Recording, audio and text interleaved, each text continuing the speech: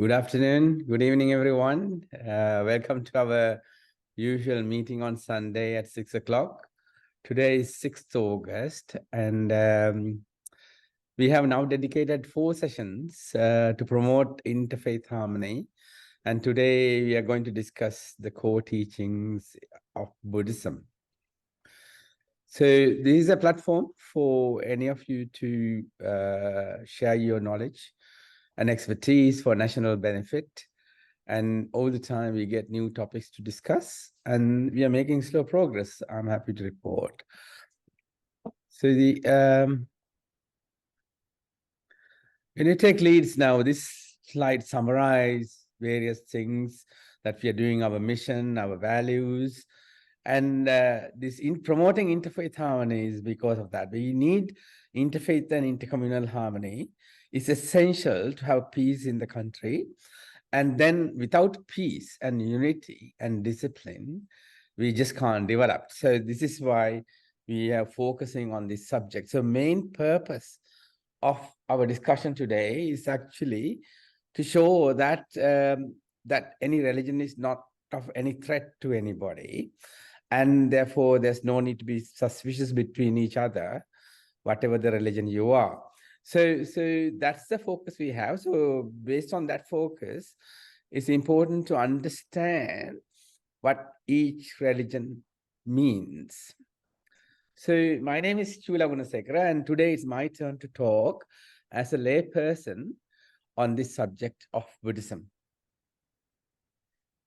We have already spoken about Islam, Christianity, and Hinduism by lay persons, but we will probably bring in more advanced people at a later time when we have time to discuss more in depth about these other religions as well. So today we focus on Buddhism.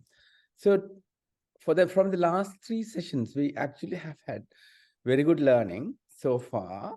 And I just summarize that religions are more personal matter, and it's nothing to do with the governance. And religions do not need protection. It is our duty to follow our beliefs and faiths. So there's nobody who needs to come forward and say, we are protecting a particular religion. Religions are not anti-human. They are designed to be exactly the opposite. Say, if you say offer Shanti, offer Maitri, offer love, comes as very common, very prominent words in any religion. Unfortunately, in our country, the cunning politicians have hijacked religions for their own gain and survival. And violence becomes the ugly face of this politicization of religions. So we should learn not to support political crooks who encroach on religious covertly and exploit the devotees. This is happening all the time, and it's getting worse at the moment. And if we can do that, then we can recover, and if we get together. So this is kind of plan that we are focusing at present. So this is an article which was entitled Buddhism versus Dhamma, published on 15th July 2023. And this was the picture that was in the paper on Daily Financial Times. And it's set under the picture, if the followers are happy with their practices, whether they are fact-based or pure myth, what is wrong with it?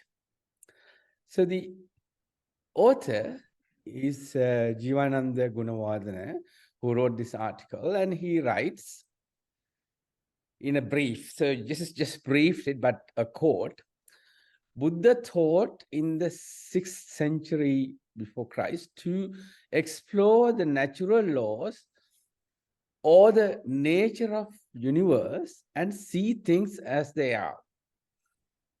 Today, the same goal is shared by modern science to understand nature and use that knowledge to solve problems. So therefore, it is no coincidence that modern science is beginning to confirm that the eternal truths Buddha discovered are not beliefs or speculations. So this is a good kind of analysis of what is They are in the background, but let's exploit and see. And when we come to discussion, we can discuss this further. So who am I to talk about a little bit about Buddhism? So I was born Buddhist in Sri Lanka, and then went to Richmond College in Galle and studied Buddhism as a subject and had a credit pass in the ordinary level. So then after A-level, I entered university and studied 5 years medicine at Peradeniya. And then I qualified just before age 24. And actually on my 24th birthday, I was a practicing doctor. Now, from that time onwards, 1980 towards, I was in the rat race as anybody with academia, the service, the research and family. And so this is what I was doing for 38 years. And one day I met Thero. This is Abhay Thero. How it happened in 2018 was there was a Dhamma session in London. And then my wife, who often listens to Buddhist chanting, etc., was telling that this Thero is coming, whom I didn't know. So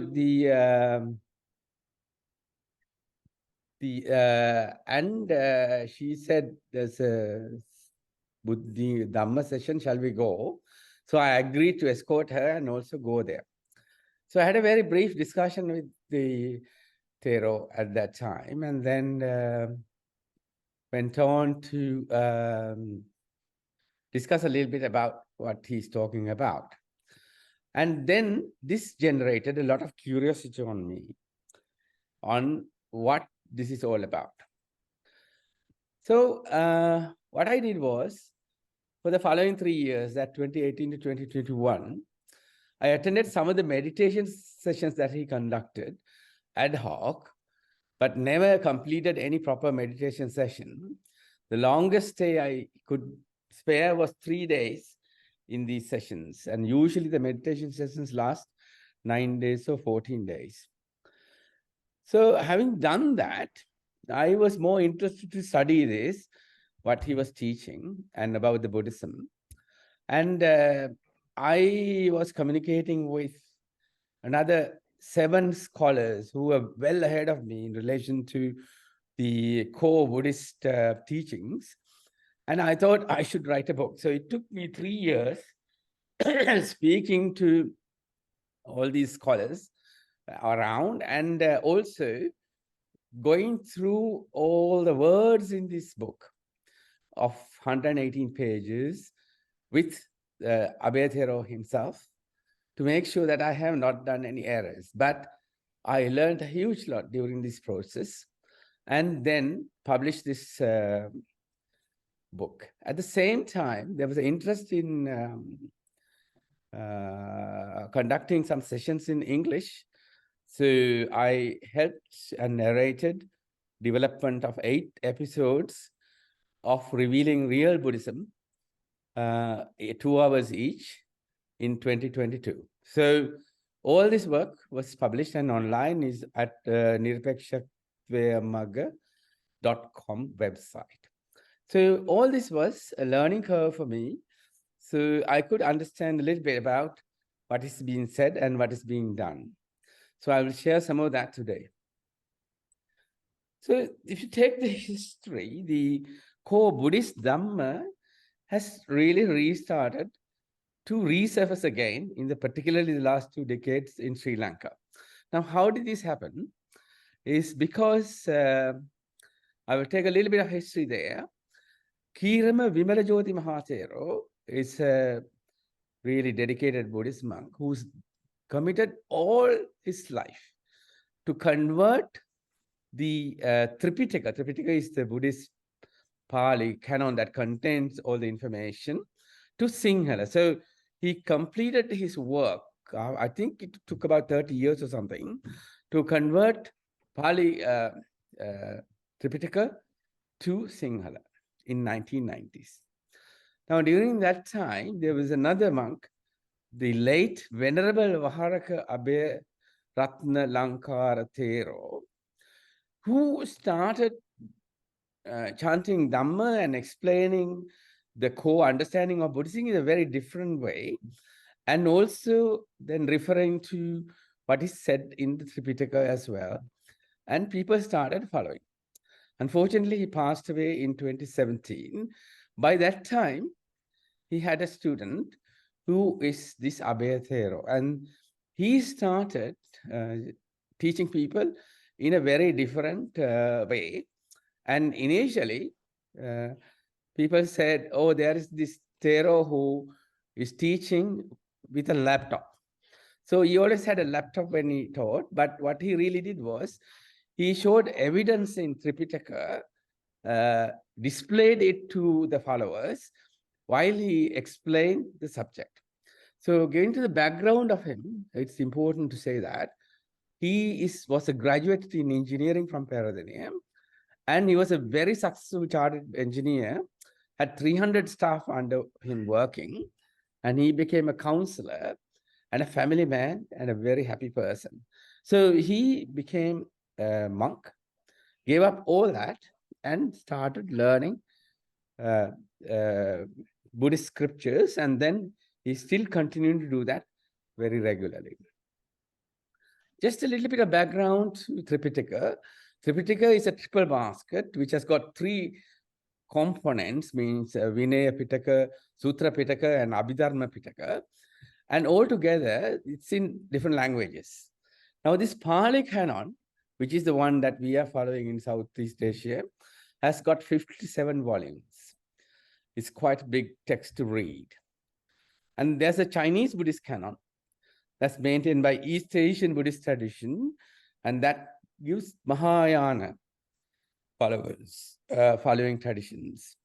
And there's the Tibetan Buddhist canon as well. So in the Tripitaka, it says, who is our teacher? Our teacher is the Dhamma, is our teacher, and not really anyone who is teaching this to you. So the people who help us realize Dhamma are called Kalyana Mitra friends, including monks. So we follow Dhamma and not individuals. So we are following what is said in Tripitaka and not really what is told by a particular monk or whoever who is teaching us. So which is a core requirement that has been said in the Tripitaka itself. But there is a issue. When you are preaching Dhamma, it is normally understood or said that the wrong message is considered a major sin. So I have the same worry that I might send a wrong message.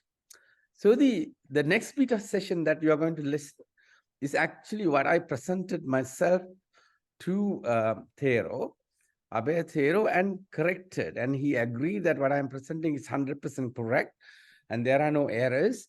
And that is to what you are going to listen for the next 15 minutes or so. Just listen to this and then we'll take it home. It is about thoughts. The Buddhism is based on thoughts.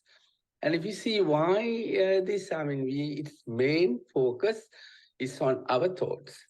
Now, this might be surprising because nobody in general will say Buddhism is about thoughts. When they say anything, they will talk about various other things, but really not going to the root of actually what we are doing in Buddhism. So thoughts is our focus. Any kind of thought that comes in your mind. So the thoughts arise in your mind, not the brain, but the mind. Mind is kind of a bit borderless. We don't exactly know where it is and how it works and all that. But there's some things we understand about the mind as well. So the thoughts arise in your mind. And these thoughts can lead to certain things as well. Like, for example, verbally, your thought may become words, may become pleasant words, may become angry words, and so on. So thoughts can become words. Thoughts can also lead to actions, like you can become physical, you can run around, you can go to fights, and so on. So anything, thoughts can lead to various physical actions. Sometimes you're not yourself interested in your thoughts because it's more neutral. It doesn't really affect you. But however, all these thoughts may get archived. It's saved somewhere. So one day you might recall it as well. So that is why I put it as archived. So thoughts arise sometimes spontaneously. You think it arises as spontaneously. It keeps coming into your brain. Even now, when you are listening to this, you might be suddenly thinking about what happened to my dog at home, or what happened to my wife, whether she got home, and so on and so on. You might be thinking about, spontaneity comes in even when you are listening to this talk. Sometimes your thoughts may arise because of your sensory stimuli. Most of the time, I'll explain this a little bit more later on. Sensory stimuli creates or promotes thoughts as well. Then memory. Memory is that you have certain experiences from the past or certain sensations in your memory bank as well. So these things come into your mind. You might be listening to my talk today and then suddenly you think about, oh, I had a nice cake yesterday. That might come into your mind as you go. Oh, I met a nice person yesterday. It might just come into your mind. So it comes from your memory. So the thoughts, in general, if you look at Google and see what is your mind's functions, these things come apart. Chitta. Chitta is the intelligence. Obviously, intelligence is part of the thoughts. Then manas. Manas means memory. Then hamkara means identity. And buddhi means intellect. So obviously, these are related to your mind. That's true. But then you have the thoughts might be having our feelings and desires as well. But if you look at Buddhist concepts, it goes beyond this. And then just take a little look. We got 5 sensory inputs. You can have your eye, you see things from that. You have an ear, you listen to things and you hear things from that. You have a tongue, you have a nose, tongue for your taste, nose for you any smells. You have your skin, the body to perceive the positions or what you feel. And your mind also, sometimes you can classify as a sensory organ because it stores the previous experiences and you can recall these sensations as well. So if you see something, for example, it will have a sensory signal going into your brain and then it reaches your mind. So when this sensation goes to your mind, then suddenly you might recognize, oh, that is my daughter. But you don't recognize just because you saw the picture, you associate it with some of your previous experience and your knowledge that is actually saved in your mind. So your picture gets interpreted once you have the signal processed in your mind. So that is the interpretation of the signal is important for you to see or hear or taste or smell or feel. And whatever the sensation you recall will also come as a sensation. So I put it there just temporary, but you will understand why as we go along. So interpretation of signal is important, not just the signal, but interpretation is the signal, is what tells you what it is. Because there may be people who can't hear. That means maybe the nerve is blocked, but their ear drum may be vibrating, but the signal doesn't reach your brain or your mind, so you can't interpret the noise. So likewise, you may have blocks as well along the pathway. So the interpretation of the signal is very important. So once, if you get any of these sensory organs, get their signals interpreted, and altogether this system is an institution and you call them salayatana. This is a different word, but together the ability to interpret and this process of interpretation, all that is called salayatana. So these signals, when you interpret them and when you know what it is, You may like it, you may dislike it, and it may be neutral. Say, for example, it's raining. You look at it, yeah, I know it's raining, but I'm not interested, so it just becomes neutral. You might like it, you're going for a music or a movie or something, you see it, or you like it, and you might like it more and you enjoy it. Or you might have a taste that you did not like, so it's dislike, and so you don't like it. So you will stop there. But sometimes you think about these sensations and you want to gain it more because you like it, but you never really get saturated however much you do it. So if you look at every day, you go for work, you go for earn money, you spend money, go to see people, you have parties, everything.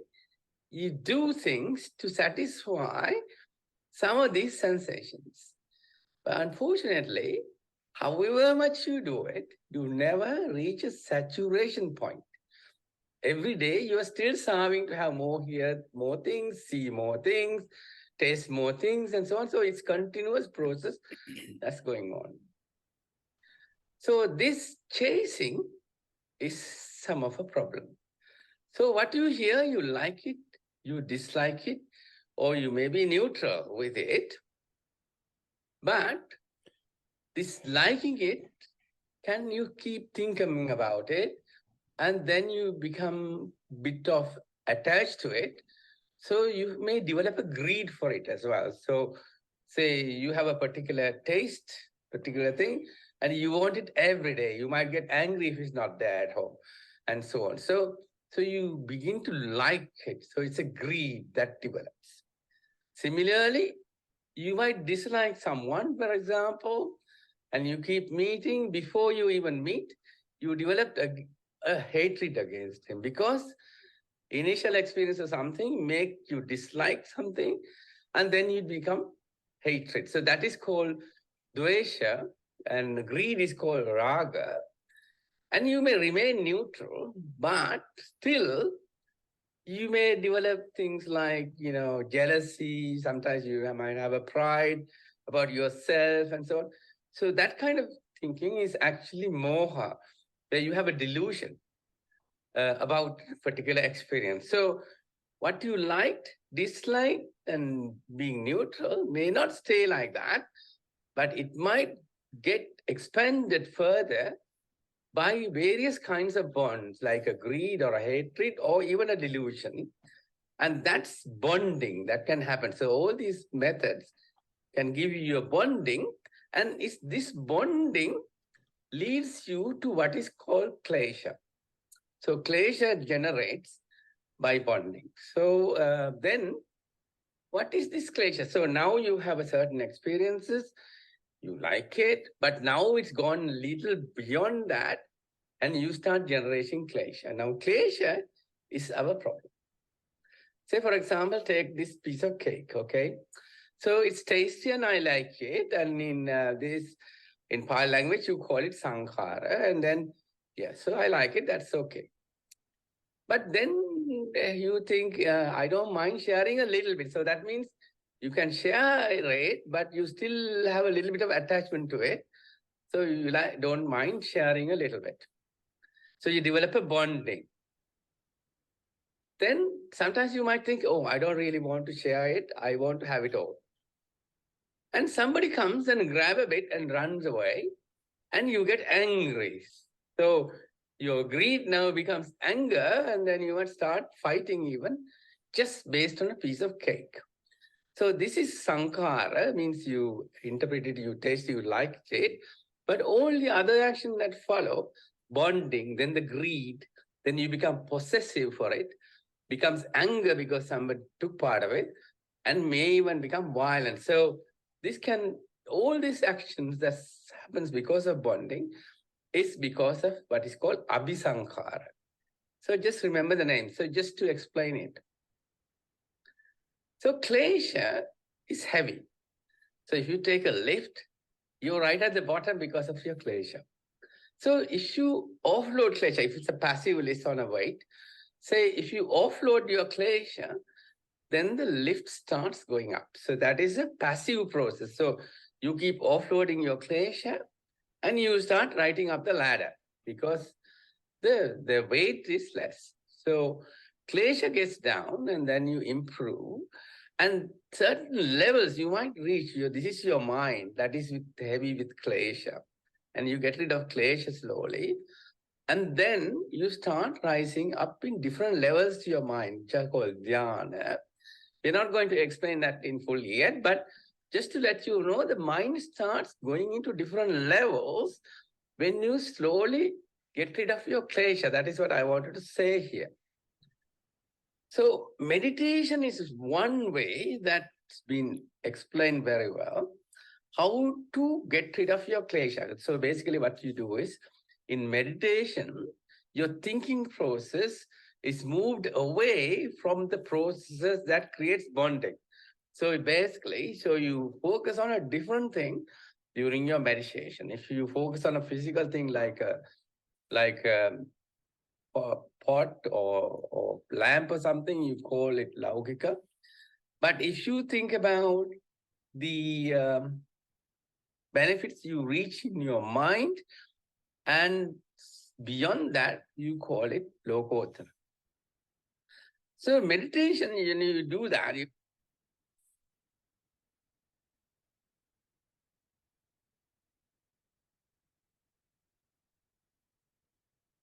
You feel that it's a blissful path. It's a happy path, sometimes with diversion. So you need to know that as well. We're not going to talk very much about that. So offloading klesha through meditation will reach you to a very high success level. If you get to Dhyana 4, you see completely different set of things, and then you work differently. So getting rid of klesha is your focus.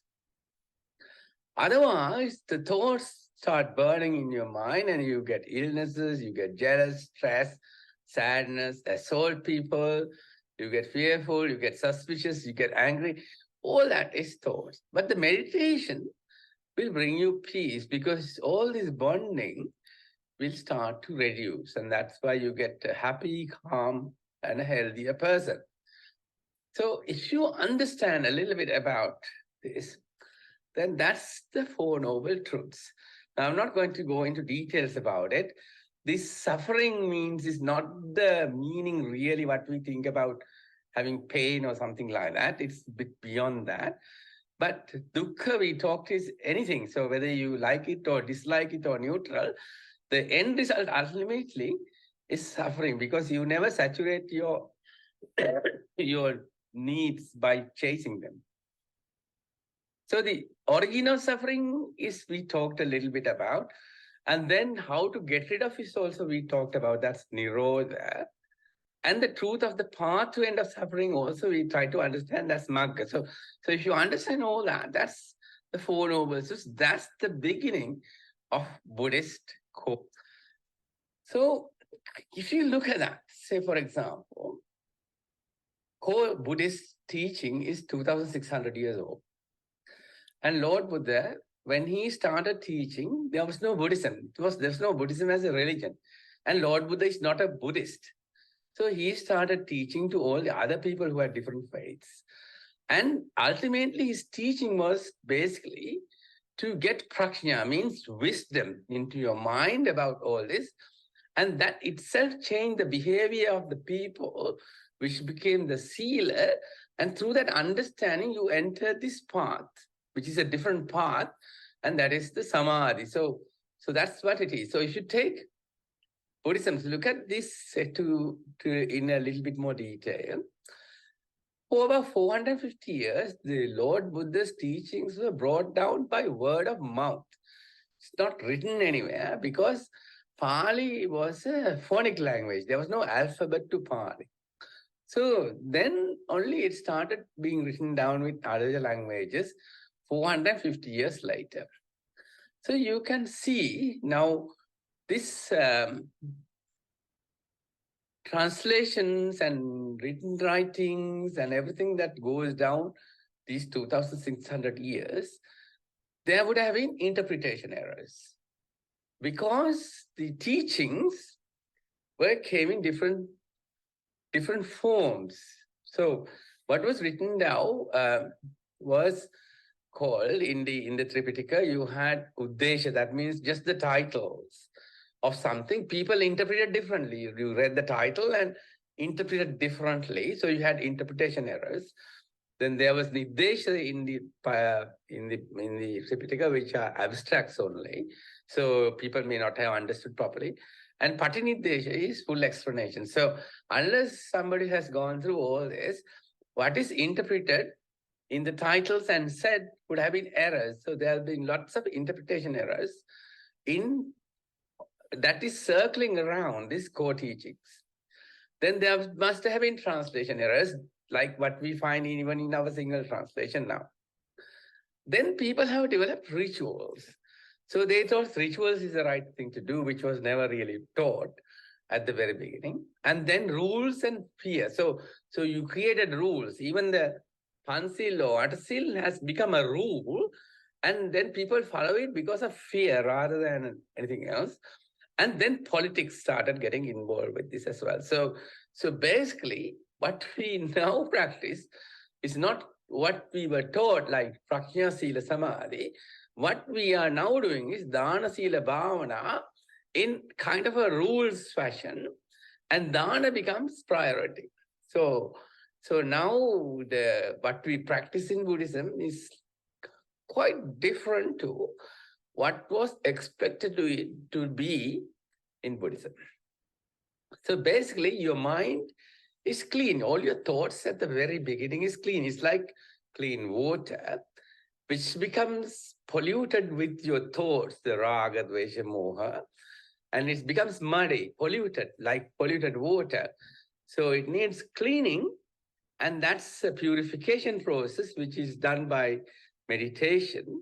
And then your mind can go back to your clean status. That is what we are trying to do, so which is very hard. So your mind is about thoughts, and it's super fast and very active all the time. So you get thoughts continuously rising. And it's not really, your mind is not really under my control. And if you watch your mind, you will see that your mind keeps wandering away, even if you want to think of something. You say you're listening to a lecture and suddenly you're thinking something else. You suddenly realize you are actually supposed to be listening to a lecture. Thoughts are clean at inception, but it gets polluted by raga, that's lust and greed, dvesha is hatred, and delusion. So that is the basics of understanding. So the current practice we thought about, Dana Sila Bhavana is offerings you do. That's the priority that you have. Say offerings has to be really selfless. There's no point our politicians will go and say, oh, I give dana to 500 monks or 1,000 monks. That's the kind of appreciation you have these days. And that kind of thing has no value. So Sila is codes of good practice and discipline, but they are rules. They're not based on understanding. And meditation is there in different forms. So prajna is the wisdom and understand all this root. And the sila is the codes of morality. So when you understand the root cause of the issue, your behavior automatically changes. And that's what it is, sila. So then you are permanently in a sila status. You don't have to go in the morning, take it, and then discard it in the afternoon. Then you achieve the samadhi, that means the meditation based on achievement. So bhavana, you can call it as well. So that's the core Buddhist teaching, the philosophy. So it's a four noble eightfold path in this to describe it in more detail. But I'm not going to go into much detail about it, but then it talks about Samma Aditya and Samma Sankappa, which means the right view and right intention. That refers to wisdom, that's prajna. Then you have the right speech, right action, and right livelihood, which is called Samma Vacha, Samma Kamanta, and Samma Jiva. That's about morality, that's about sila. Then you talk about right effort, right mindfulness, and right concentration, and that's the samadhi. So you have prajna, sila, samadhi is the correct path that should follow in Buddhism. So these offer karmasthana, for people to focus your mind away from these distractions. So that is what we are trying to do. I just tried to play some that was actually done by Venerable Abhaya. Just 2 karmasthanas. I will just play very briefly.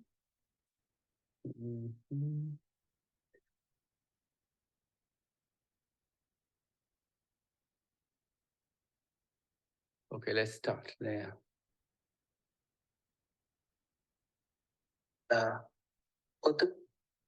උතුම් නිවන් ශාන්තිය සාක්ෂාත් කරගන්නවා. මේ කර්මස්ථානයේ සජ්ජායනා කරමින් ඔබත් ඔබේ සිත රාග දේශ මොහයන්ගෙන් නිදහස් කරගනිමින් ඒ සියලු සංකාර වෘත්තියන්ගෙන් නිදහස් වෙලා උතුම් නිවන් ශාන්තිය සාක්ෂාත් කරගන්න.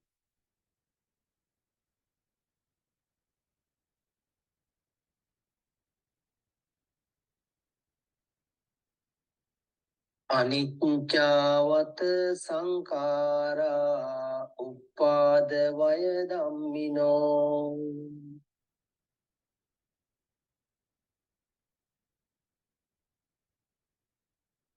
uppajjitta niruddhanti te sangupa samosuko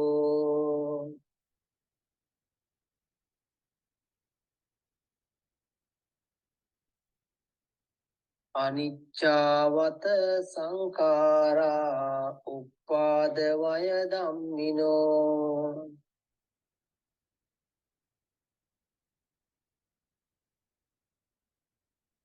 uppajjitta niruddhanti te sangupa samosuko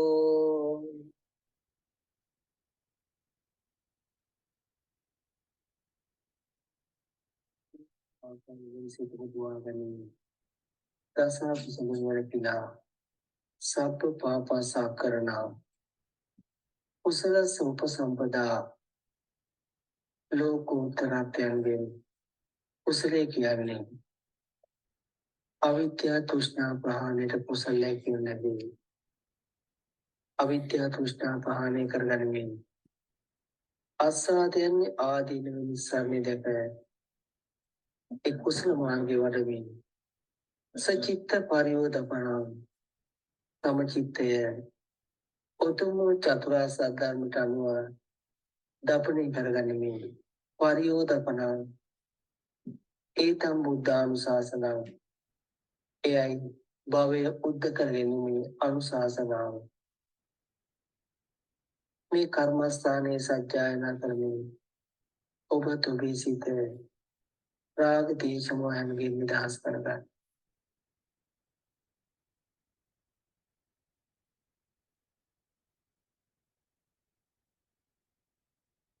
සබ්බ පාපස්ස අකරණං කුසලස්ස උපසම්පදා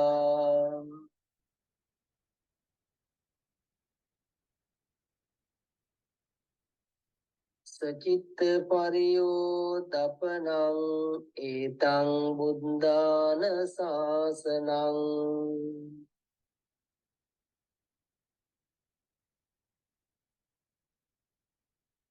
සබ්බ පාපස්ස අකරණං කුසලස්ස උපසම්පදා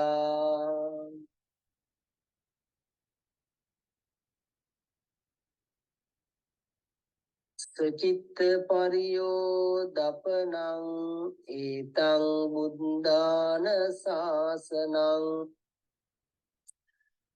So you had experience of a little bit of exposure to karmasana and also the path how you should follow to get your mind into a behaviorally to a sila status and how to reach this path, that is to reach your samadhi. So we gave a little bit about Buddhism. It doesn't talk about anything else. It just talks about your mind. So you don't have to be frightened about Buddhism. It's not designed to attack or harm anybody. It's actually self-discipline. So we know that Buddhism is mostly about love and Maitri. You call it Maitri. And Maitri Bhavana is very commonly cited in Buddhist culture. And I just explain a little bit about Maitri Bhavana is to realize others' concern as ours and come forward to help them in their sorrow is the essence of Maitri Bhavana. Is a philosophy Buddhism has given. Then Maitri Bhavana practice, one gets equanimity, a non-judgmental attitude in a given situation, which will block the tendencies for selfishness. Again, character development there. And then without concern for others, one cannot live. With a deaf ear to others, one can't buy peace. Mutual helps are a panacea to the stress. So this is Maitri Bhavana meditation, which is very common. And then you can, some people just chant this as they go to just remember that we are there to help others and to listen others. And I just play a little bit of Maitri Bhavana said by Gali Dhamsa Rahimi. He is also very dedicated monk. සියලු ලෝක සියලු සත්වයෝ නිදුක් වෙත්වා නිරෝගී වෙත්වා සුවපත් වෙත්වා දුකින් මිදෙත්වා සියලු ලෝක සියලු සත්වයෝ නිදුක් වෙත්වා නිරෝගී වෙත්වා සුවපත් වෙත්වා දුකින් මිදෙත්වා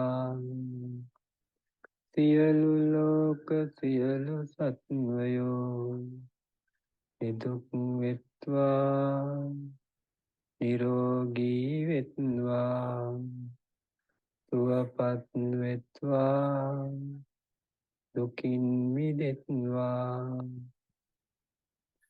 But despite all this, we see this kind of actions. Now, this is for about Bhikkhu Federation faces water cannons, a report that was there about 2 weeks ago in Sri Lanka, where the police used water cannons in attempts to disperse a protest staged by members of Inter-University Bhikkhu Federation. Now, this is Myanmar, another report showing Buddhists in Myanmar target religious minority in violent attacks.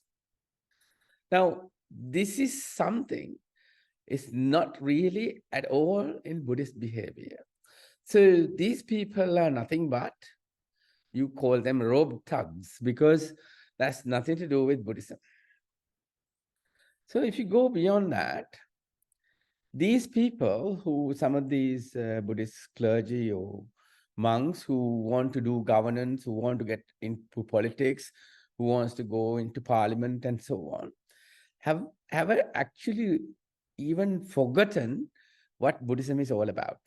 Say, for example, Lord Buddha, before he came, before he became Buddha, he is actually a prince named Siddhartha Gautama. And he was due to become the throne king, but he gave it up all and left the kingdom to explore the reality in jungle. So his teaching could not have at all said anywhere that you should go back to get governance. So this is a completely wrong attitude that's been displayed at the moment, saying the Buddhist monks should get involved in politics and then in governance. So that is something. But we should be happy that we are blessed with many honorable bhikkhus all around the world. And the true Buddhist concepts are still alive, so we can learn from it. Now, dukkha, I said, it's a different meaning in Buddhism. It's not just suffering in common language. So dukkha can be 3 types called viparinama dukkha, dukkha dukkha, and sankhara dukkha. I'll explain a little bit because it's important. So the viparinama dukkha is results from past merit and demerit actions of you. Say, for example, you missed the train. You were trying to catch a train to go far away for an interview, but you missed the train, so you got not get to the interview. So this is something that can happen. But we can consider that this is viparinama dukkha, happened for some reason. But when this happens, you might seek remedies for viparinama dukkha. You, without just forgetting and saying that just happened, okay, that's my viparinama, you go beyond that and seek remedies to it. And like, for example, get involved with an argument with the ticket master requesting a refund. So now you get angry, you get into argument, and that is called dukkha dukkha. So you had one dukkha and then you have doubled it with another action. It can go beyond, which is called sankhara, means bonding to viparinama dukkha via raga, dvesha, moha. So you can bond into this viparinama dukkha and further action. So you lose control and then get angry with the family because a family member delayed his departure. So he starts fighting back in family because he missed the train because he got bit delayed from home because of some other reason of a family member. So you can see how a little thing that happened can expand into a huge thing in your family as well. So that's what dukkha means. So you suffer because of this. So if you look at the interpretation errors, it's quite important. That's a major interpretation error that one has to understand. So when I was a student, studied Buddhism as a subject, we had these three words: anicca, dukkha, anatma. So anicca, dukkha, anatma is something that we learned, and say anitya is impermanent and dukkha is commonly translated as suffering, and anatma is without a lasting essence or no soul. That is what we learned. But it's the same thing that's now interpreted differently after exploring Tripitaka and so on, because same sound, because the Pali sound was a phonic language. So it's anicca means insatiability. That means you cannot saturate your senses however much you chase. That's what anicca is about. Then you have dukkha, and that acts leading to misery. So the acts that leads to misery. And anatta is futile, useless, worthless. So that is what the anicca, dukkha, anatta really means today. So what we have today, what we learn, we have teaching. So various people teach. We learn from books, etc. Then we try to practice it. And then we have some experiences. So we have to map all these three together to actually realize what may have been the truth behind it. So it's very hard to believe someone or think. It's just up to you to understand and believe and say this may be the truth. So you have to understand the core by cognitive matching and mapping of all that information 2,600 years later. Now I will try to test a little bit. I think it's good if you can get involved with me and then answer the questions at the end of this report. Now just listen to this report. Yeah, this is just some practice so that we see. Mysterious fibrous clots are showing up inside people who have recently died. Some embalmers say the clots are found in most corpses these days, and they've never seen anything like it before. And a warning that some viewers may find the images in this report disturbing. Several embalmers across the country told the Epoch Times they've been observing strange fibrous clots in corpses they work with. They report the phenomenon started either in 2020 or 2021. They say the clots stand out because they're exceptionally big, at a maximum as long as a human leg and as thick as a pinky finger. The embalmers also say that clots in corpses have become much more common. One embalmer said he finds them in 50 to 70% of all corpses he works with these days, up from 5 to 10% prior to the pandemic. It's not yet known if the new clots are caused by COVID-19, the vaccines, or something different. However, many of the embalmers say from what they've found, it seems like the clots are connected to the vaccine. Some doctors speculate that the spike protein used in the vaccines can cause string-like structures which the body doesn't break down. The clots found are lacking iron, potassium, magnesium, and zinc, which according to experts shows that these aren't just normal postmortem clots, because normal human blood always has those nutrients.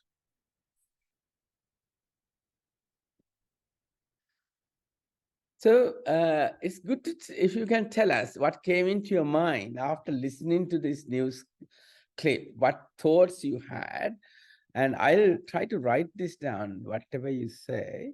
So we'll give a little bit of time for you to engage with what we're doing. So any ideas about this report? What did you feel? Anything from the audience? Anybody? Hello?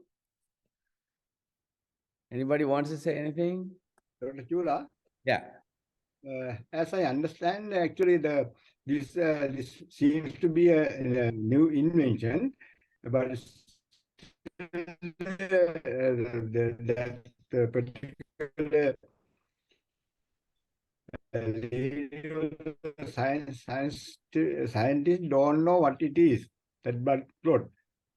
But I Okay. think in future they will know it. Okay. Because there are so many things in the. Yeah, okay, right. Thank you, right. Right. Good idea. So anything else? Anybody else thinks about anything else? Anybody else? Please talk. Anything else? Any idea?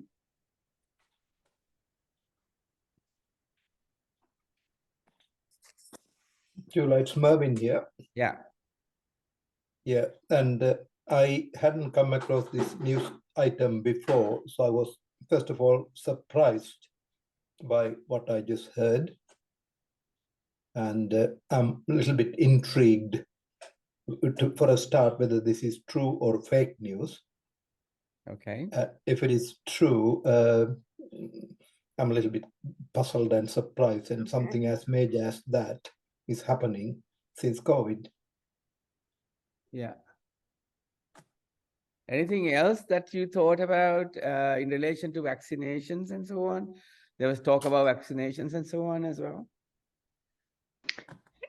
Chula, I would say that I will check the source. I won't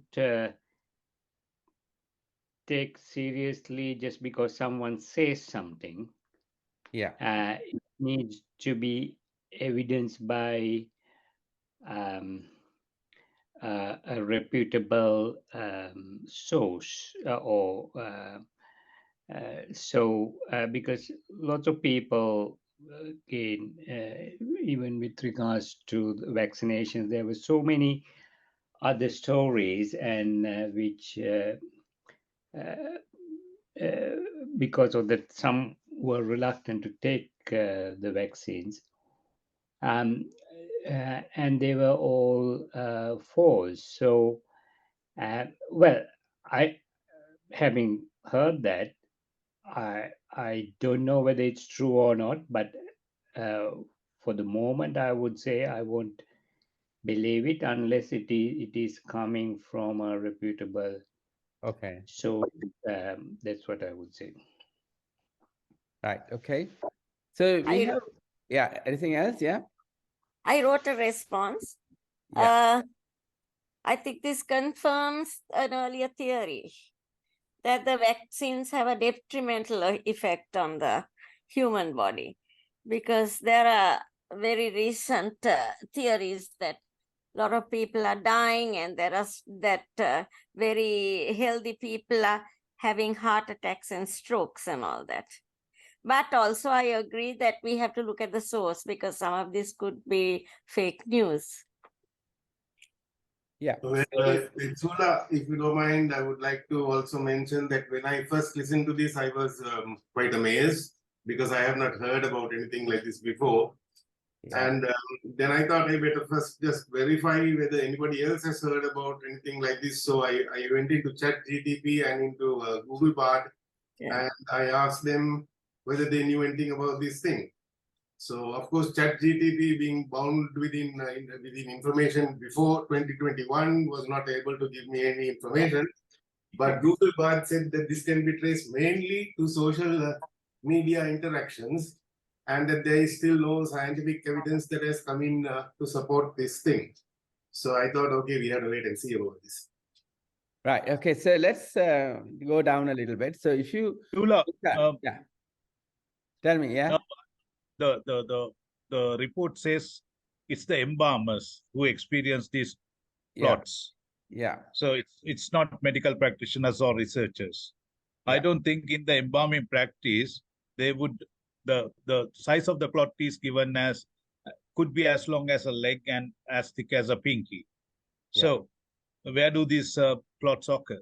So it sounds a fake thing.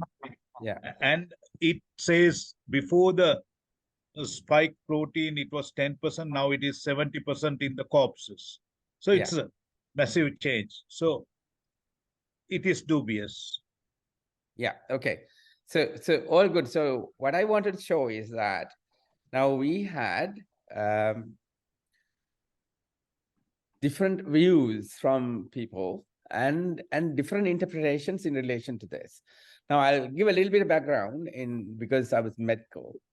Now, when the COVID started, people started coming into the intensive care units based on all the investigation. Within 2 weeks, we knew that the lungs are clotting. That's why the lungs were failing, not because of the previously thought pneumonia-like illness.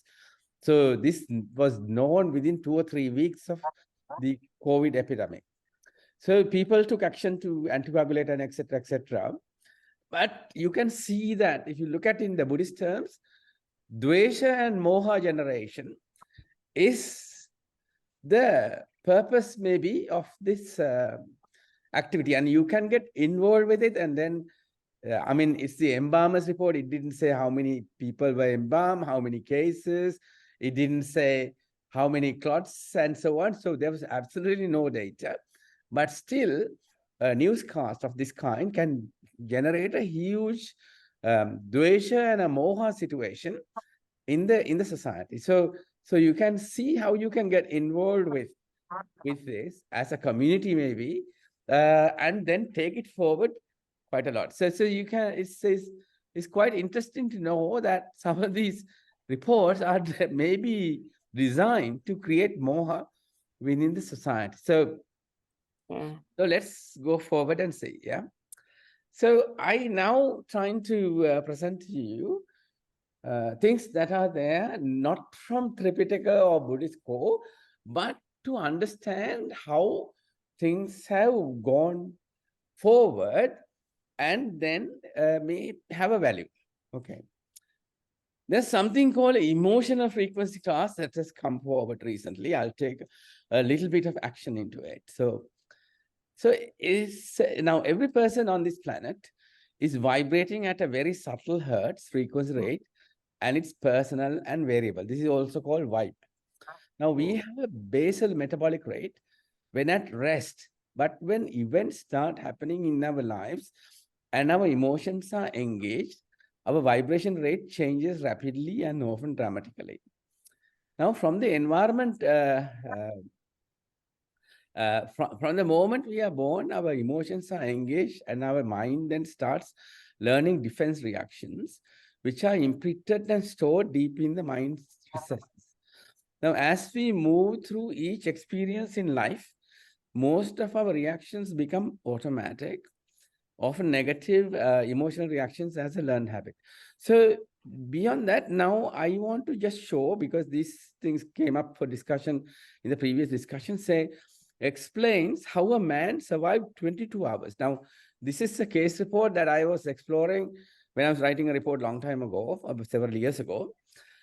A man who went underwater in the freezing water was dug up 22 hours later, and he was resuscitated to survive. Now, this kind of thing come into question as is, how did this happen? So after drowning, 22 hours in freezing water. Now, when you think like that, how did that happen? Now, the metabolic rate is there and you have a certain requirement.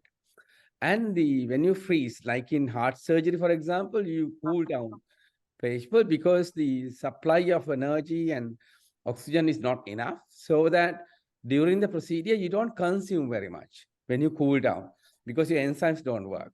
So same thing may have happened this man who survived after 22 hours underwater because of the freezing conditions.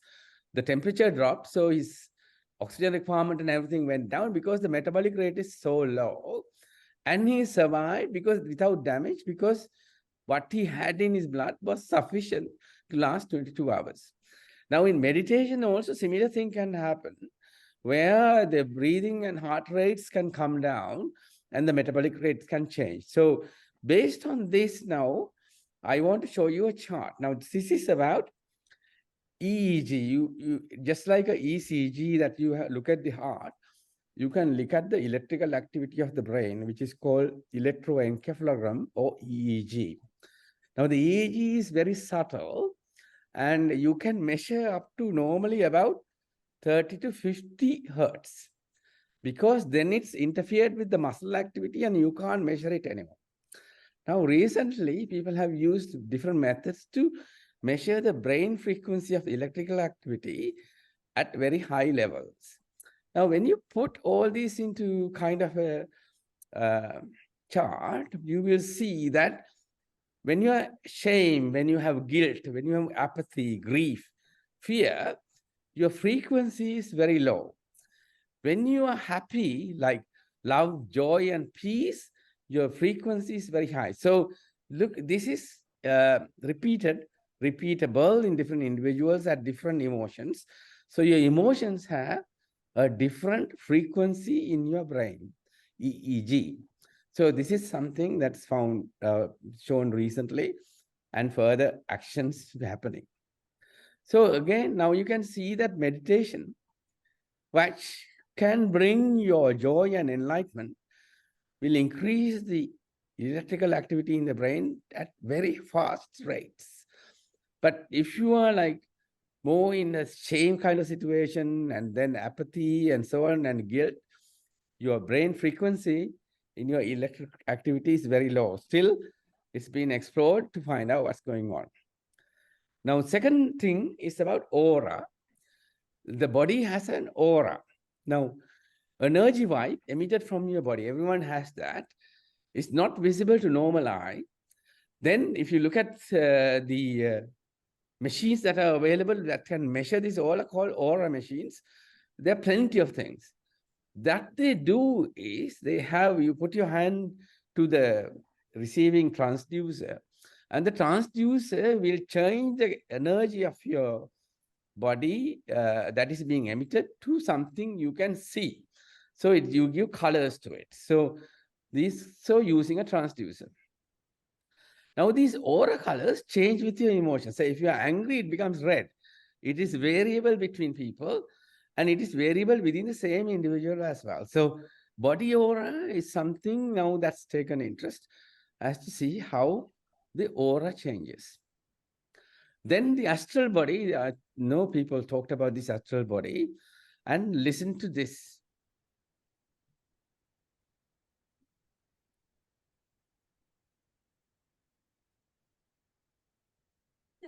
Because astral projection happens in an altered state of awareness, you can springboard from a dream, from a shamanic journey, from any kind of altered state meditation into an out-of-body experience. When this happened to me for the first time, it changed the course of my life. When I saw myself separate from my physical body, I realized I'm not limited to it. And if I'm not limited to my physical body, maybe there are other areas of my life that I'm not limited to either. In fact, maybe there are no limitations, only possibilities. And I realized, oh my God, so much suffering is attached to the physical body. The story is going to sound a little weird, but if you're ready to hear it, it may change your life. As a child, Jade Shaw would be terrified to go to sleep. She slept with the lights on until she was 18 years old. And that's because every night she lived in fear of this inexplicable phenomenon coming back to haunt her. At any point, her entire reality would start shaking and vibrating as though it were going to fall apart. Sometimes she would feel herself floating up and out of her body. And even when she closed her eyes, she found she could see through her eyelids, and there seemed to be no escape. It got so bad that her mother looked into child psychologists, but there was nothing wrong with Jade. And she learned to control the experience by slowing down her breathing. And eventually, these things went away. Now, one day, many years later, browsing a dusty old bookshop in London, she felt strangely drawn to a book that explained everything. Blowing the dust off the cover, she opened it up, and she was so astonished by what she read. It's like the author was describing the exact experience that had scared her so much as a child. But even more interesting was that it turned out that there was nothing to fear. In fact, she had an innate talent. She looked at the title of the book, and it was called Journeys Out of the Body by Robert Monroe. What she had experienced was the beginning of astral projection. Armed with her new knowledge, Jade quickly found out that by using Monroe's techniques, she was able to replicate the experience of childhood, but now she knew how to take it further. She was able to exit her body at will. And at first, using this ability, she would stay close to her body, exploring the local neighborhood. But soon after, she had an experience that changed her forever. During one experience, she was flying around, and suddenly she was whisked away by some powerful unknown force. She traveled across dimensions, completely leaving even her energy body behind.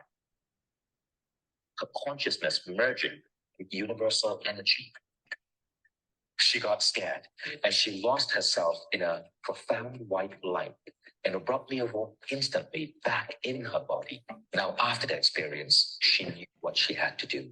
She had to go deeper into this practice, deeper into this phenomenon, study it, understand it, become a master of it, and then share this practice with the world.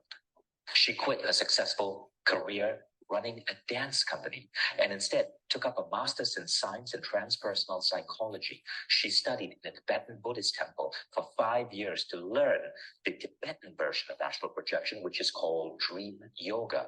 She trained at the world-renowned Monroe Institute, and that's really how I came to know about her. So astral body is another thing that's there, and people have actually reported that people coming out of your body.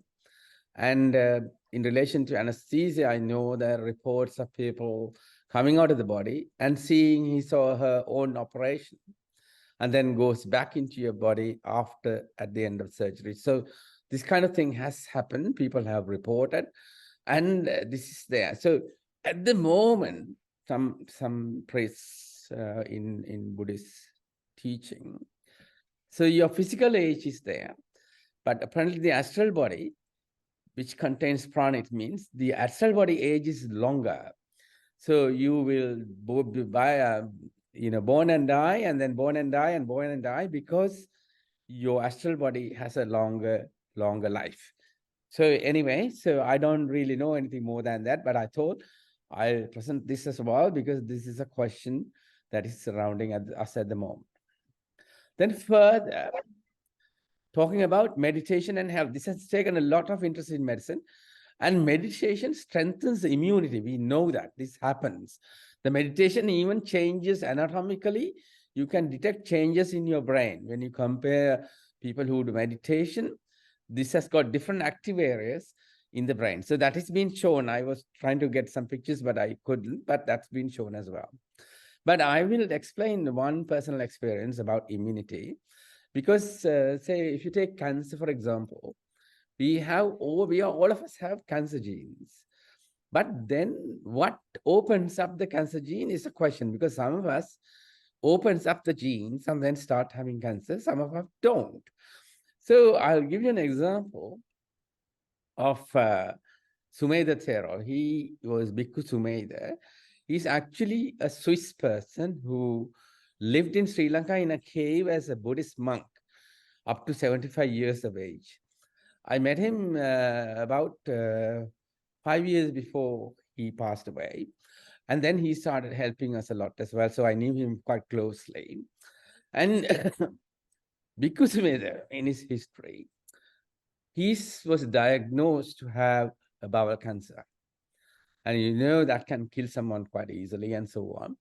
But he refused treatment and went back to his cave. And then nobody knew exactly what happened when he emerged several years later. He had no cancer. So here again, show that you can switch off maybe your cancer genes mentally. I don't know. There is a possibility of something like that. So here again, how your brain can work further in doing other things. So here we have an indirect link now with the health and meditation. Then there's spiritual healing methods, which are very well recognized, and we call pranic healing as well. And there are books written about this, and people study this. People want to follow this as well. In practice with meditation, of course, I have witnessed and heard directly that having this kind of healing effect, particularly on allergy and disabilities, but it may have further effects. So I don't know, again, certain effects on health. So when you take meditation, you have two methods basically, which is called Laukika and Lokotara. Now, Laukika meditation is called mundane meditation, and the mind will be focused on Satara Maha Bhuta means the four main items in our planet. Patavi, Apo, Tejo, Vayu. Patavi means solid things, Apo, liquid, Tejo, Vayu, and then air. So these are the four main items in the country, in the world, and then you focus on them. So that's Satara Mahabhuta. Or your mind needs to be focused on supramundane situation, where it's called Lokotara, where your mind focuses on Dutunivana is the blissful experience of reducing klesha. So your focus is on a blissful experience that you get when you reduce klesha. So that's are the two meditation methods that are being used. Even yoga falls under Laukika meditation technique. Now, if you take Raga, Dvesha, and Moha, Moha is a very heavy klesha, but it's not that difficult to get rid of. Dvesha is heavy klesha, difficult to get rid of. But Raga is something that gives you pleasure, not so heavy klesha, but very difficult to get rid of. So if you want to make progress, these are the areas that you need to focus mostly, like initially. Dvesha and Moha, if you can get rid of that, you will make progress in your meditation. Then the Buddhists describe 10 immoral acts, and they come in 3 categories.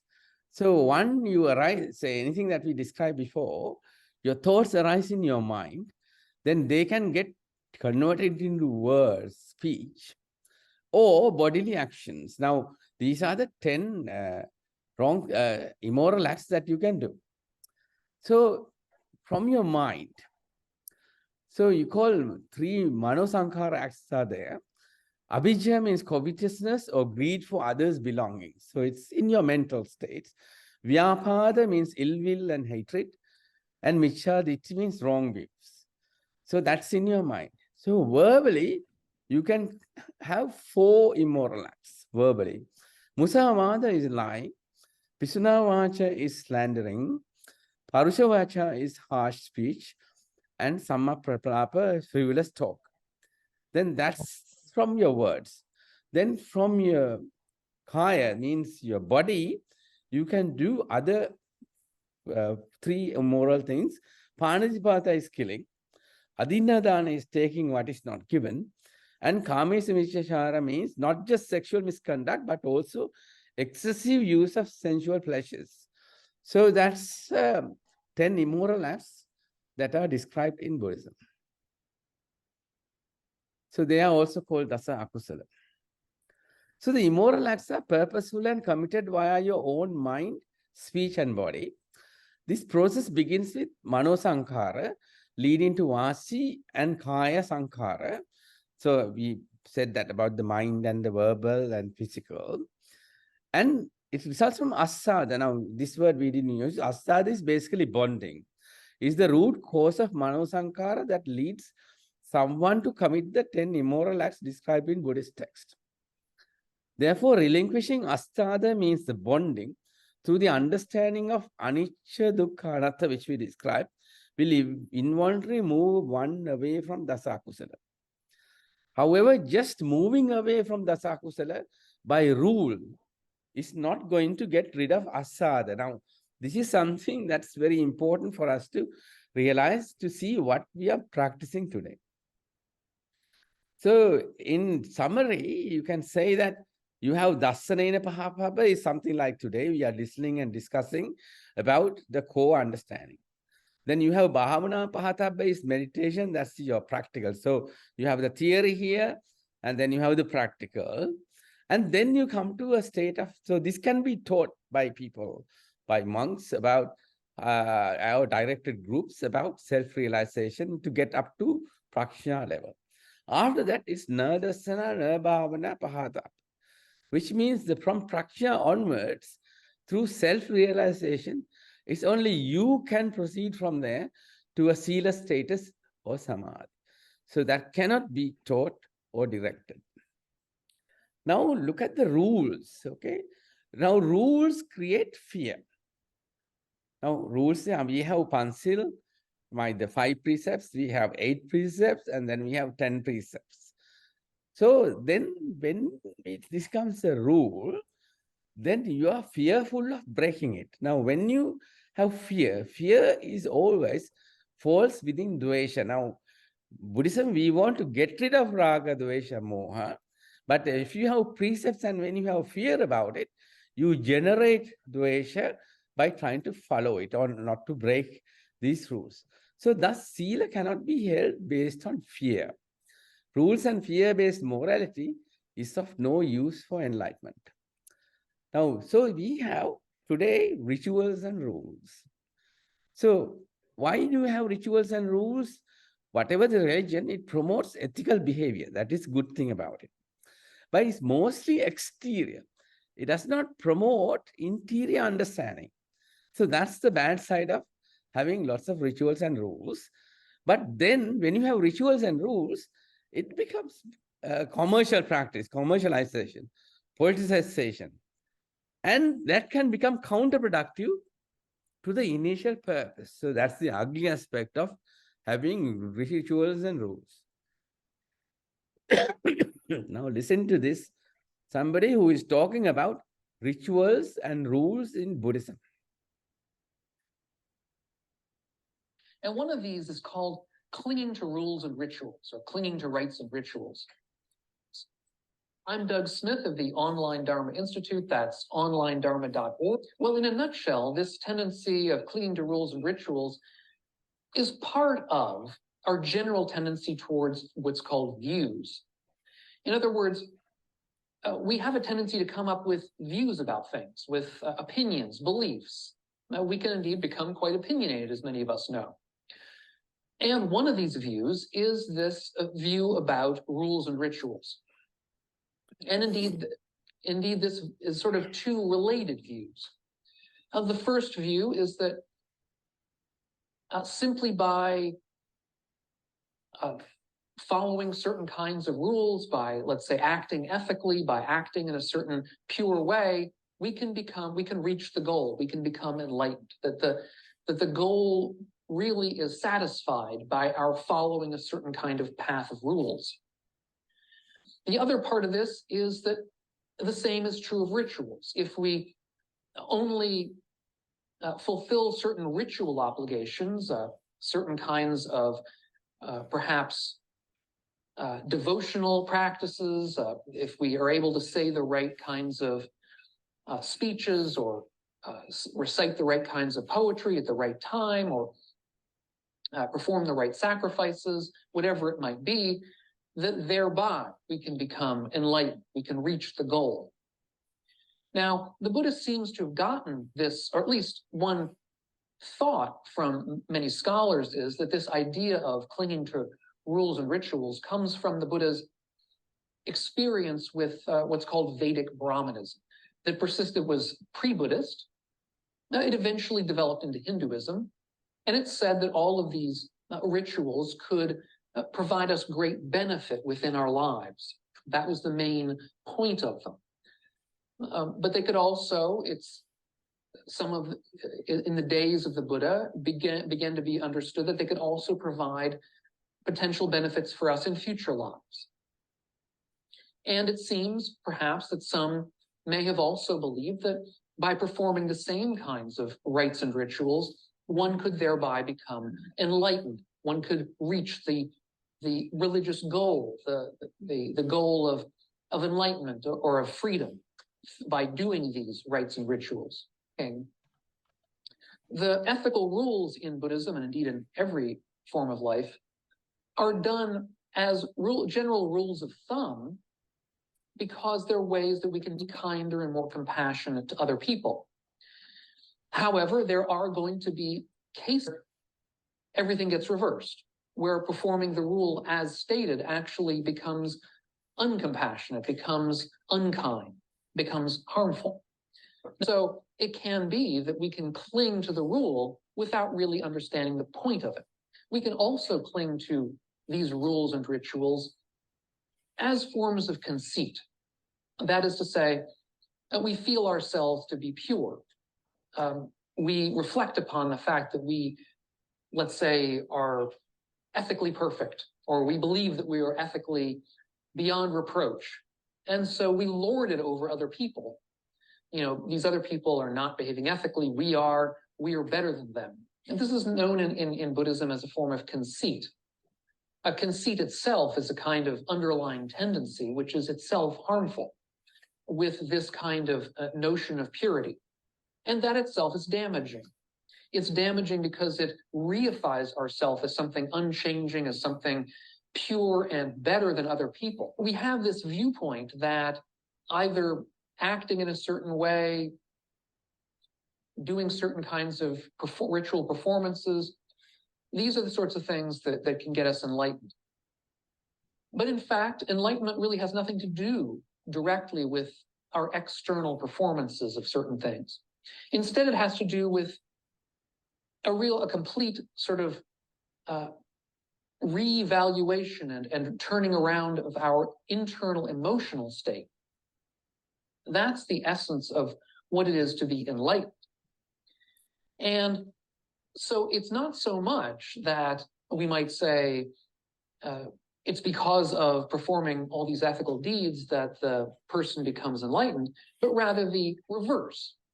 It's that by becoming enlightened, that is to say, by entering into a state which is typified by a true purity of kindness and compassion and selflessness, that we enter into a state in which we cannot act in a way that's unethical, in a way that violates at least the spirit of the Buddhist precepts, these rules that we are supposed to follow in Buddhism. So the point is that the ethical behavior comes from an internal purity, not the reverse.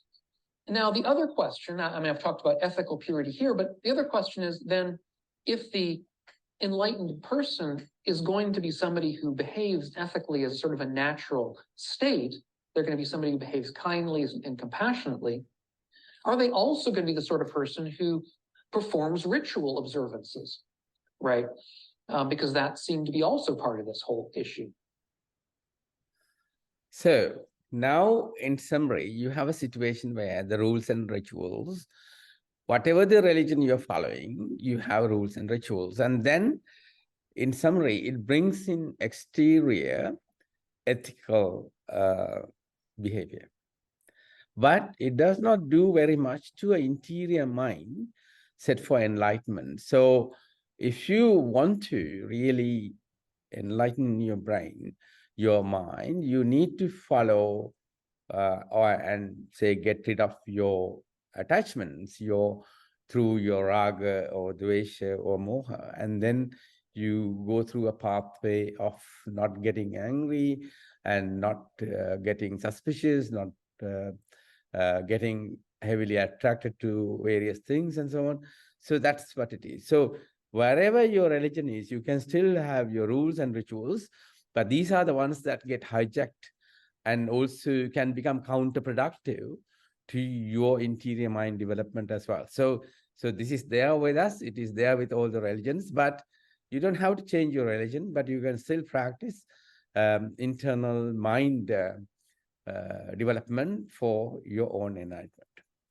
So our message is teachings is Buddha, is metta, is kindness, mudita is empathy, karuna is compassion, and upeksha, so equanimity. So it's not threatening to anybody at all. It's not saying that you should stick to Buddhism. You can just practice that and be in a different religion as well. So it doesn't really matter. So it's not a threat for anybody. And what we see outside is not really the Buddhism that we see, as if somebody is trying to protect Buddhism. There's nothing called something like that. So I'll stop here and thank you for listening. It's a bit too long. I had to summarize everything. And I'm happy to kind of explain a little bit more, but I'm not proficient enough to answer deep into Buddhism.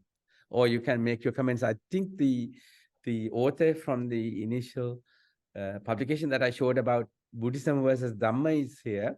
If he can say a few words, that will be good.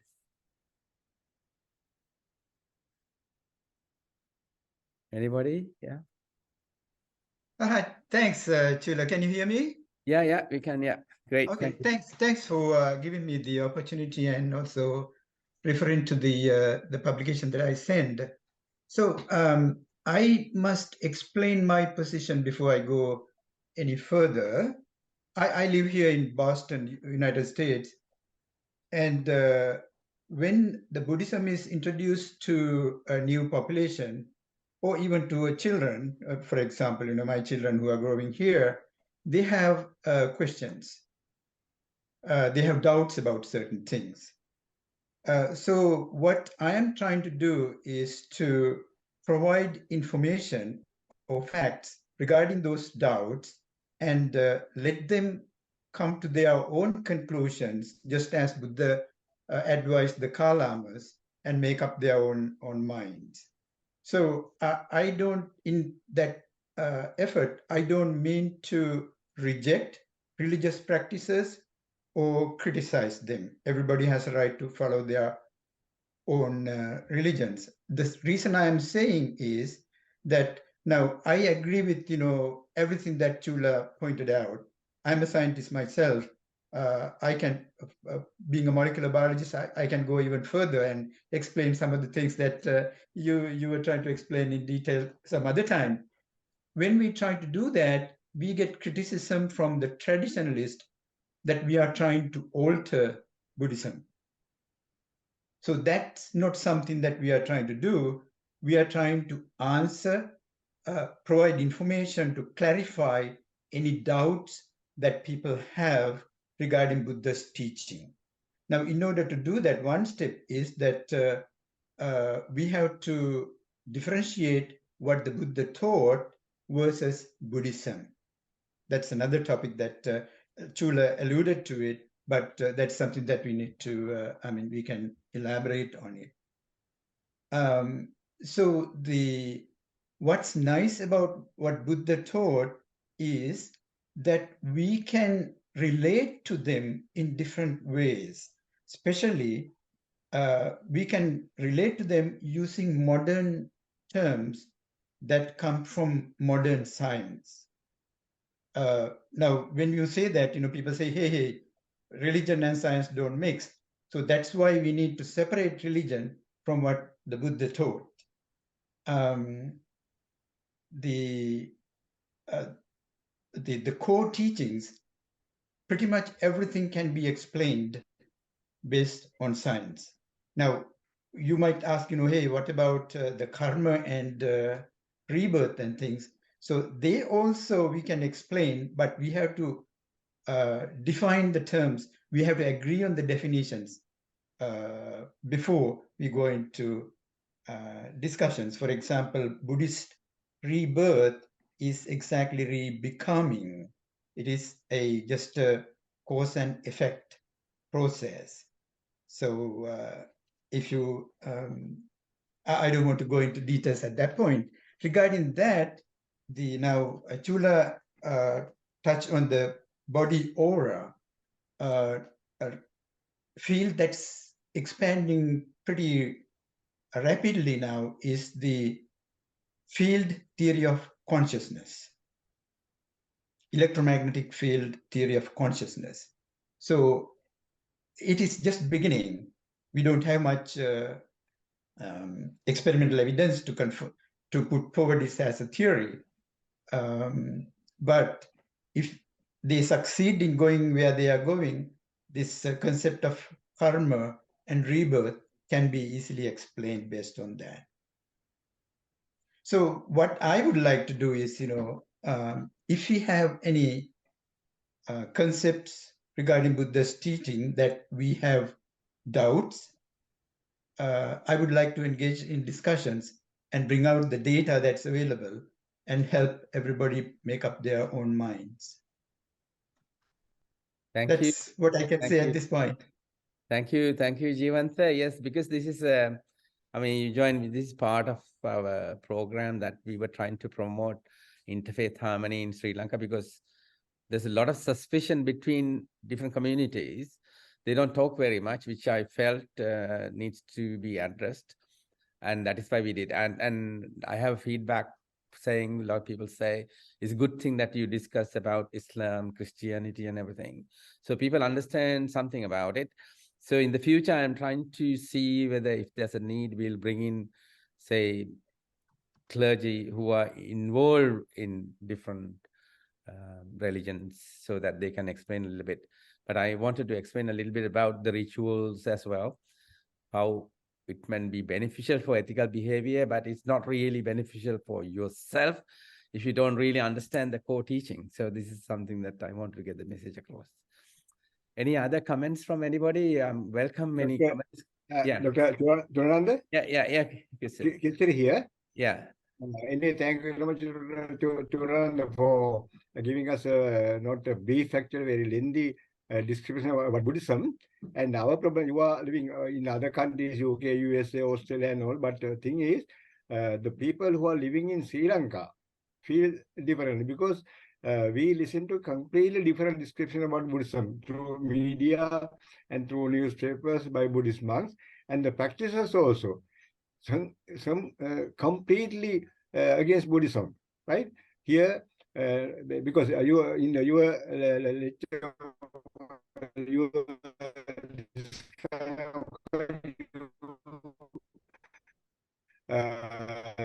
discuss about the hating, right? The becoming angry with others and all. But here, of course, problem is we are made angry by, right? For example, say sound pollution. Spirit in my village, right? Full volume. Now they will start at about 8 o'clock today. The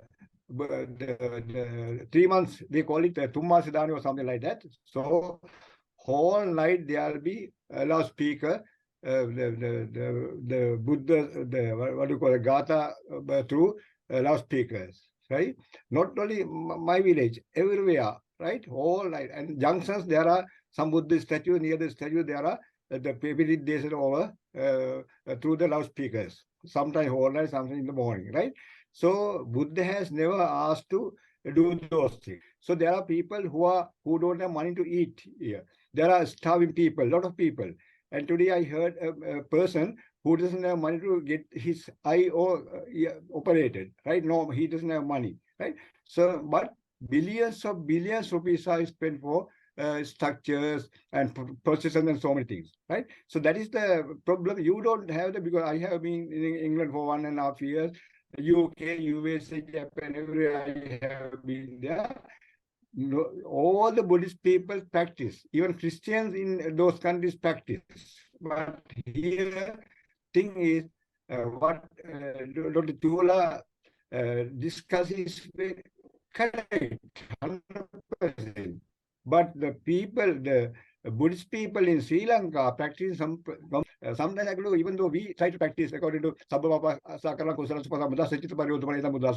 we can't do it because we are hurt by other people. Then of course there is the limit of what do you call that?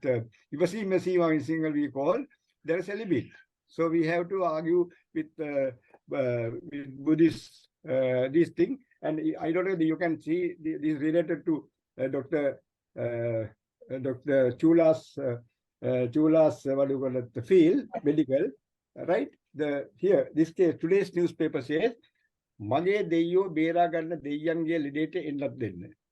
The Buddhist mothers don't like their children are given injections because there are some dishes like Sarampa they call Deyange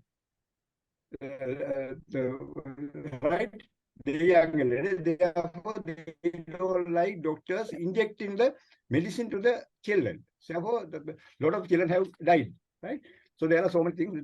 The Buddhist monks and other people give some beliefs. So they let the people believe in something. Therefore, after that, what happened? Of course, after believing, people go in the wrong way, and some people are killed, some people die, and those are things. So what you practice in your countries, of course, Australia, UK, USA, Japan, and like that, that's good. But Sri Lanka, what Buddha people, even leaders, leading monks, they are earning money through so many businesses. 99% of the Buddhist monks are doing business, and they are having a lot of money in their bank accounts, right? So there are so many things to be discussed. Of course, I have facts in my case. Other thing is, Dr. Chula did not talk about the beliefs of Buddha. These things are taught by Buddhist monks every day, or because the rebirth. I think Mr. Jivananda was talking about the rebirth. Utterly unscientific, right? This is by Dr. Mervyn Peris. He has given in this book, right? He has proved all the stories about rebirth of Buddha, translation of the Greek stories. So the Buddha has not born earlier. He was an intelligent man. K.R. is an intelligent man, and Dr. Chula is an intelligent man, right? So during this life, we have learned things. We have improved our the brain and all, but still Buddhist monks are preaching over the radio. Buddha was one time he was a serpent, one time he was a rabbit or something like that. So actually the Buddhist people in Sri Lanka, heads of the Buddhist people in Sri Lanka filled with a lot of beliefs and unnecessary concepts. So that's a problem. Okay, thank you very much. No, you're absolutely right, Kitsari. That's our problem of all these various activities. I mean, I know personal experience of how exploited it is. So as a business or political gain, everything. Yes, Ranjan, you raised the hand, Ranjan. Yeah. Thank you, Chula. As I said, your knowledge of Buddhism is simply phenomenal. So I have nothing but admiration for that depth of knowledge. Now, coming to the point that I want to make, see, such an advanced religion like Buddhism, advanced religion like Buddhism has failed to create a peaceful, has not been able to live side by side with other religions in peace in Sri Lanka. I'm talking about the Sri Lankan context. With being such an advanced philosophy, they didn't have the strength to live in peace with other religions. I compare this with the success achieved by Christianity. in other countries like Germany, France, England. See, I remember at the time when Syria, people were running away from Syria because of religious and political persecution. You see, notwithstanding the fact that Syria was also one of the terrorist-dominated countries, Germany opened its doors to those Syrians running away from Syria. Despite political opposition to Angela Merkel, they said, no, we must accept them. You see, here is a Christian country admitting into their country, you see, Muslims who have sworn to destroy Christianity and the Western civilization. Another example, when Donald Trump was the president of the United States, you see, he decreed that people from certain Islamic countries like Iran, Iraq, Syria cannot come to America. The Americans didn't agree with him. The Congress did not agree with him. They said, no, they also must come. You see how strong they are? How strong Christianity is? You see, they can take on even their opponents. They can accept in their own country their own opponents. What are we doing? Exactly the opposite. Exactly the opposite. It's shameful. You see, I as a Buddhist, I think it is absolutely shameful. We are incapable of living with a few Muslims, with a few Christians in peace in our own country. Disgraceful leadership. Thank you. Yeah, you're right, Ranjan. So basically, I think we should more focus on our interior development at the moment and try to speak up as much so that slowly we will convert to a little bit more kind of accommodating metta situation in the country. Yes, Nirmalan has raised hand. Nirmalan, yes. Yeah, I just want to say a few words now. I think this is the fourth of these lectures, and we have sort of come to the end of the first round. And I am looking at things a little differently. It doesn't matter what a person believes. I don't think that is a source of great discomfort. I mean, it may be sometimes a matter of hilarity. People may laugh or they may, joke or something. But I don't think there's any real threat emanating from what the person believes, especially if that person lives by his own beliefs. And if that group of people lives by their own belief and does not try to impose it on other people, I don't think there's any fear about any religion at all. But there is a big fear, especially in Sri Lanka and some other countries, where there is an attempt to discriminate between these various groups of people based on their systems of belief and give certain groups preferential treatment in a structural way. Now, that is, I think, what raises, if not fear, at least some kind of dissatisfaction, some kind of unhappiness. And in Sri Lanka, for instance, we have this problem in our constitution, which right at the very beginning states that it is the duty of the state to protect and foster the Buddha Sasana. Now, that immediately creates a system of marginalization aimed at everybody else. So this state is there to look after the Buddha Sasana, and of course we will allow you guys to survive and do your thing.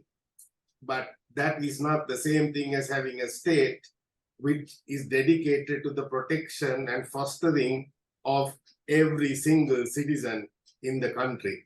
So I think going forward, when we go forward, we've also got to look at what kind of a way we bring our religions in and link them to the state. Whether we are Christians or whether we are Muslims or whether we are Buddhists, now we have some act, I think Act number 31 or something, which governs the Buddha Sasana. Then we have some other ministry of say, Muslim affairs, another one for Christian affairs, another one for Hindu affairs.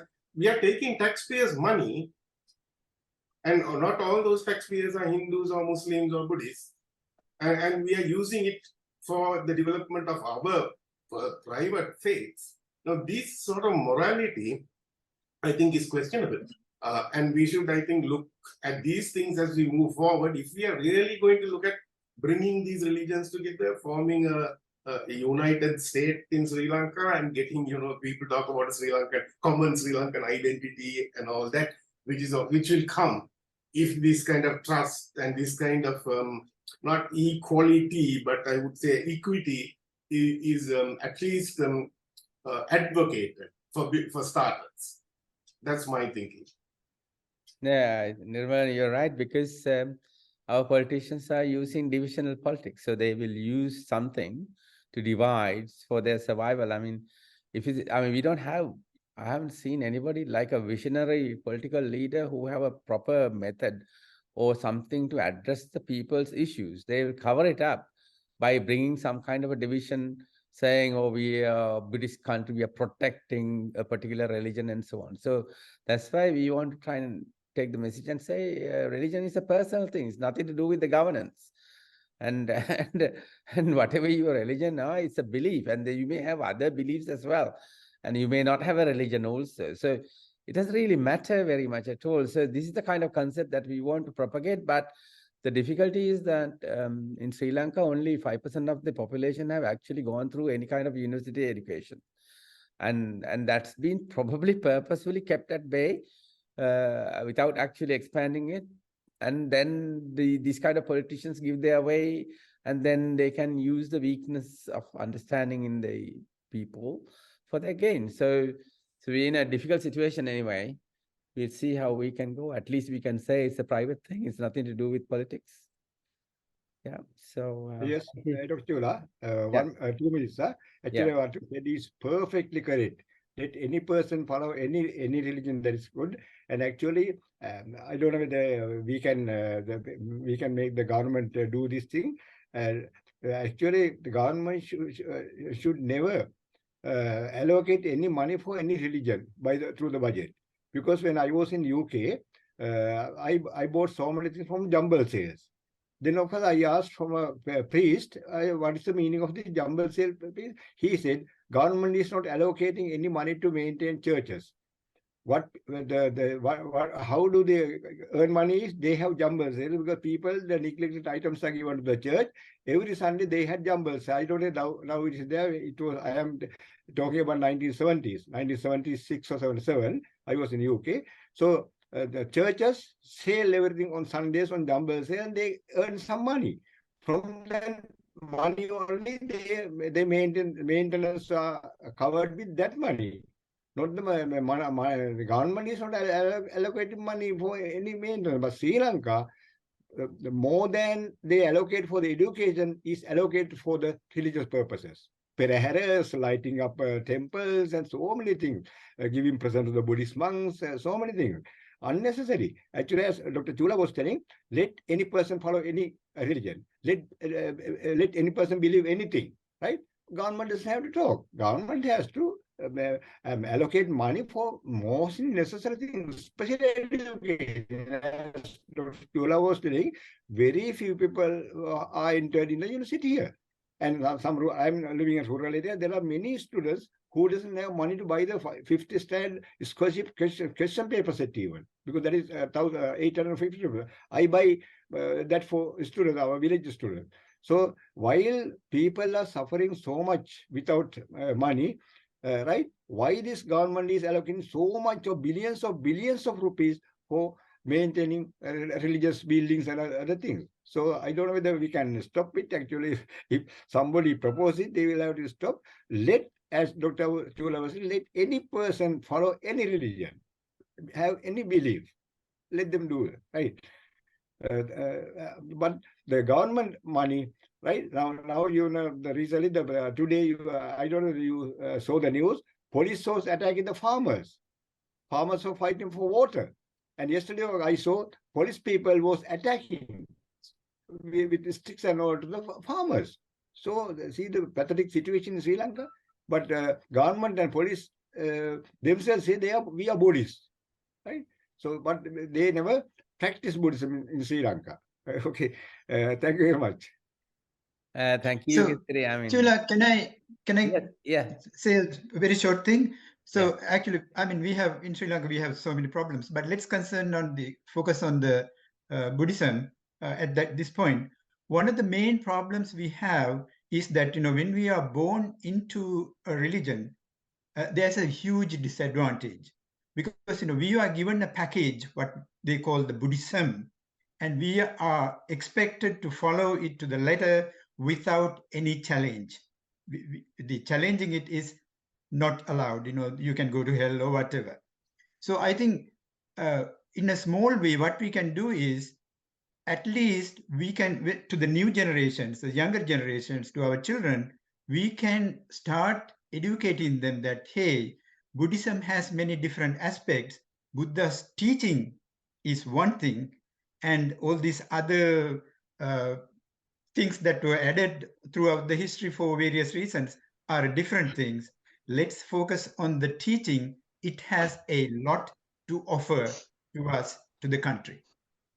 True. Yeah. I mean, if we just follow the core teachings, I mean, that will be fantastic. But it's a long way we can try. So we at least making a discussion like that is it's really good because this is recorded and I archive it so anybody can copy it to anybody, and then we take it from there. Udita, yes, Udita. Chula, there's just another point which was just mentioned, which I sort of